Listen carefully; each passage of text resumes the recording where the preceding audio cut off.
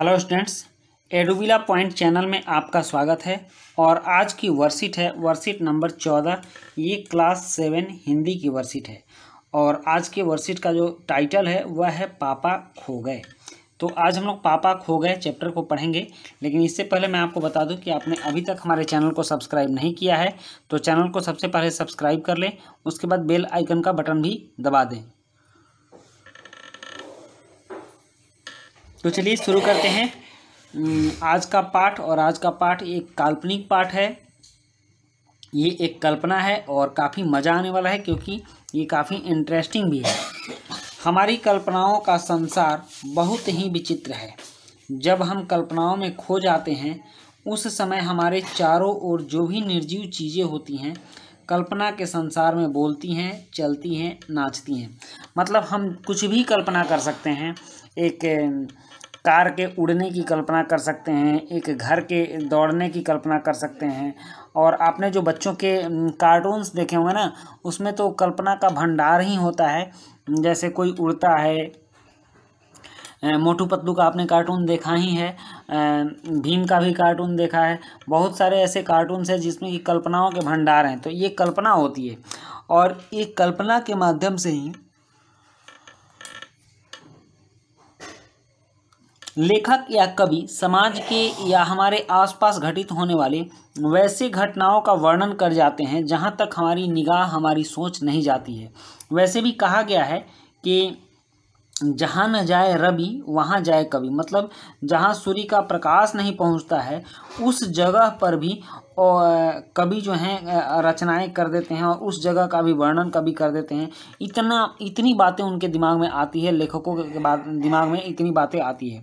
तो ये जो लेखक हैं कुछ इस तरह की ही बात लेकर आए हैं, कुछ ऐसे समस्या को लेकर के आए हैं और उसको बता रहे हैं जहाँ तक कि आम आदमी नहीं सोचता है या फिर हम लोग प्रायः उसके बारे में कोई डिस्कस नहीं करते हैं। तो कल्पना के बादलों में उड़ते उड़ते आपने भी ऐसे अनुभव किए होंगे। और प्रस्तुत पाठ पापा खो गए एक नाटक है। यह एक नाटक है, वो भी फैंटेसी यानी कि काल्पनिक घटना है, पूरी तरह से मनगढ़ंत है। जहाँ बिजली का खंभा, पेड़, लेटर बॉक्स, कौवा आपस में बातें करते हैं। पाठ में एक लड़की भी है जिसे अपने घर का रास्ता नहीं पता है। उस लड़की की समस्या का समाधान भी ये निर्जीव वस्तुएं ढूंढ निकालती हैं। तो चलिए अब हम लोग पाठ का अध्ययन करते हैं और देखते हैं कि पाठ में हमारे लिए क्या है। पाठ का शुरुआत होता है पेड़ और खंभे के बीच के संवाद पढ़कर पूछे गए प्रश्नों के उत्तर दे। तो पेड़ और खंभे के बीच में कुछ बातचीत हो रही है। उस बातचीत को आप समझें और उससे रिलेटेड प्रश्नों के जवाब देने हैं। जैसे पेड़ कह रहा है, मुझ पर भी एक रात आसमान से गड़गड़ाती बिजली आकर पड़ी थी। और वैसे आप जानते हो बच्चों कि वृक्षों पर बिजलियां गिरती हैं, इसलिए बरसात के दिनों में पानी से बचने के लिए किसी भी वृक्ष के नीचे नहीं खड़ा होना चाहिए। वो बिजली थी या आफत। और आसमानी बिजली के बारे में तो जानते हो, लाखों वोल्ट होता है, वो जहाँ गिरती है उसको बर्बाद ही कर देती है। तो वही पेड़ कह रहा है कि वो बिजली थी या आफत। याद आते ही अब भी दिल धक धक करने लगता है। और बिजली जहाँ गिरी थी वहाँ खड्डा कितना गहरा पड़ गया था। अब जब कभी बारिश होती है तो मुझे उस रात की याद हो आती है, अंग थर थर काँपने लगते हैं। पेड़ कह रहा है कि जब एक बार बारिश हुई थी तब मुझे याद आ रहा है कि कितनी भयानक घटना घटी थी। और जहाँ गिरा था, जहाँ बिजली गिरी थी वहाँ गड्ढा गहरा पड़ गया था, गहरा गड्ढा हो गया था। और उस चीज़ को याद कर पेड़ अभी थर थर काँपने लगते हैं। खंभा बोल रहा है, मेरी तबीयत ही लोहे की है, मैं बीमार नहीं पड़ता, वरना कोई भी इस तरह बारिश, ठंडी, धूप में खड़ा रहे तो ज़रूर बीमार पड़ जाएगा या नहीं। कितने दिन बीत गए, कितनी रातें, लेकिन मैं बराबर इसी तरह खड़ा हूँ। और खंभा कह रहा है कि मेरी तबीयत ही लोहे की है, मतलब मेरी जो तबीयत बनी है वही लोहे की है, वह जल्दी बिगड़ने वाली नहीं है। लोहा जैसे जल्दी नहीं बिगड़ता है, जल्दी ख़राब नहीं होता है, तो उसी तरह से खंभा भी कह रहा है कि मैं भी जल्दी ख़राब नहीं होता हूँ, चाहे ठंड पड़े, बारिश पड़े, धूप करे, मैं तो खड़ा ही रहता हूँ। और कोई अगर दूसरा मेरी तरह खड़ा रहेगा तो ज़रूर बीमार पड़ जाएगा। कितने दिन बीत गए, कितनी रातें बीत गई, लेकिन मैं बराबर इसी तरह खड़ा हूँ। तो बच्चों, यहाँ कुछ निर्जीव वस्तुओं के बीच बातचीत दिखाई गई है, कुछ संवाद दिखाए गए हैं और इनके माध्यम से लेखक कुछ संदेश देना चाहते हैं और इसी पर आधारित कुछ प्रश्न भी आपके वर्कशीट में आए हैं। तो देखिए, हम प्रश्नों को देख लेते हैं। प्रश्न है, पहला प्रश्न है कि किसे याद कर पेड़ का दिल धक धक करने लगता है।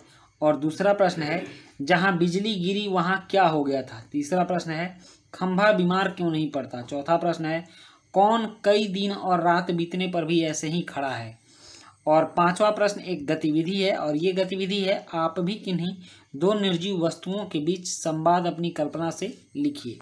तो चलो बच्चों, अब हम इन प्रश्नों के उत्तर लिखते हैं।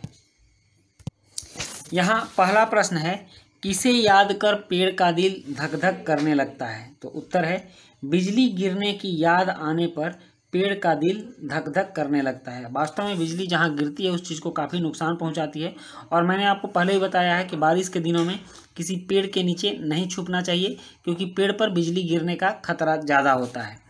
और प्रश्न 2 है, जहाँ बिजली गिरी वहाँ क्या हो गया था। तो उत्तर है इसका, जहाँ बिजली गिरी वहाँ गहरा खड्डा पड़ गया था, मतलब गड्ढा हो गया था।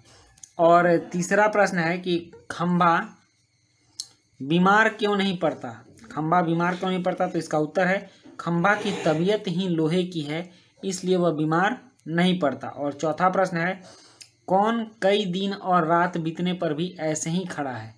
तो इसका उत्तर है, खंभा कई दिन और रात बीतने पर भी ऐसे ही खड़ा है। तो बच्चों, ये 4 प्रश्न थे और पांचवा जो प्रश्न है ये काफ़ी अजूबा है।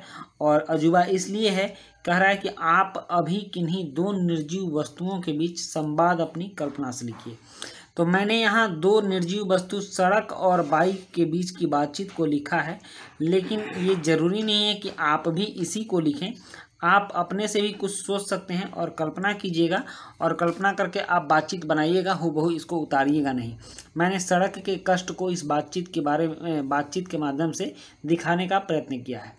सड़क कह रही है बाइक से, अरे भाई तुम दिन भर में कितनी बार यात्रा करते हो। सड़क भी अपने ऊपर चलने वाली गाड़ियों से परेशान हो गई है, उसे कभी फुर्सत ही नहीं मिलती है आराम करने की। अभी एक गाड़ी गई नहीं कि दूसरी आ गई, कभी कभी तो लाइन लग जाती है। बेचारे का जो शरीर है सड़क का ना, वो पूरा दर्द के मारे कराह उठता है। तो बाइक को कह रहा है सड़क से, तुम्हें क्या, तुम तो यात्रा करने के लिए बने ही हो, इससे तेरा क्या बिगड़ता है। बाइक कह रहा, तू तो चलने के लिए बना है और मैं चल रहा हूँ, तो इससे तेरा क्या बिगड़ रहा है, तुम्हें इससे दिक्कत क्या हो रही है। तो सड़क कहता है, बिगड़ता है ना, मेरा शरीर दुखता है, मेरे अंग भी घिस जाते हैं और कभी कभी तो कुछ गाड़ी वाले ऐसे ब्रेक लगाते हैं कि मेरी चमड़ी छिल जाती है। वास्तव में कभी कभी देखना, कोई बड़ी गाड़ी वाले ऐसे ब्रेक लगा देते हैं कि सड़क ही छिल जाती है और सड़क ही टूट जाती है। तो वहीं सड़क अपना दर्द बता रहा है कि कभी कभी कोई गाड़ी वाले ऐसे ब्रेक लगाते हैं कि मेरी चमड़ी ही छिल जाती है। फिर बाइक बोल रहा है कि नहीं, मैं तो बहुत आराम से चलता हूँ, मैं तुम्हें कोई कष्ट नहीं होने देता, मेरा तो वज़न भी हल्का है। बाइक कह रहा है कि मेरा तो वज़न हल्का, भाई मुझसे तुम्हें क्या दिक्कत होने वाली, मैं तो मच्छर मक्खी की तरह तुमसे गुजर जाता हूँ। तो सड़क कह रही है, हाँ तुमसे तो मुझे इतनी दिक्कत नहीं होती, मुझे बहुत ज़्यादा दिक्कत ओवरलोडेड ट्रकों से होती है। पता नहीं क्यों उन्हें मेरे बारे में सोचना ही नहीं, वह मुझे तोड़ते और रगड़ते हुए चले जाते हैं। सड़क कह रही है कि बाइक से मुझे कोई प्रॉब्लम नहीं है, लेकिन ओवरलोडेड जो ट्रकें आती हैं काफ़ी वजन लिए हुए, उनसे मुझे बहुत दिक्कत होती है। वो तो मेरे बारे में कुछ ख्याल ही नहीं करते, मेरा ख्याल ही नहीं करते और कुछ नहीं सोचते, वो मुझे तोड़ते और रगड़ते हुए चले जाते हैं। बाइक कह रही है, मैं तो तुम्हारे साथ अच्छे से पेश आता हूँ। बाइक कह रहा, मैं तो तुम्हारे साथ अच्छे से पेश आता हूँ ना, मैं तो बहुत आराम से चलता हूँ। तो सड़क बोला, हाँ पर आराम का सुख मुझे नसीब कहाँ, मुझे तो रोज घिसना ही है। तो बच्चों ये थी संवाद सड़क और बाइक के बीच। तो इस तरह से आप भी किसी निर्जीव वस्तु के बीच संवाद लिखने का प्रयास करेंगे और इससे आपका लेखन कला जो है वो विकसित होगा। और इसके साथ ही आपकी वर्कशीट कंप्लीट होती है और आई होप आपने वर्कशीट को काफ़ी एंजॉय किया होगा, सीखा भी होगा। तो मिलते हैं हम लोग नेक्स्ट वर्कशीट में। Thank you.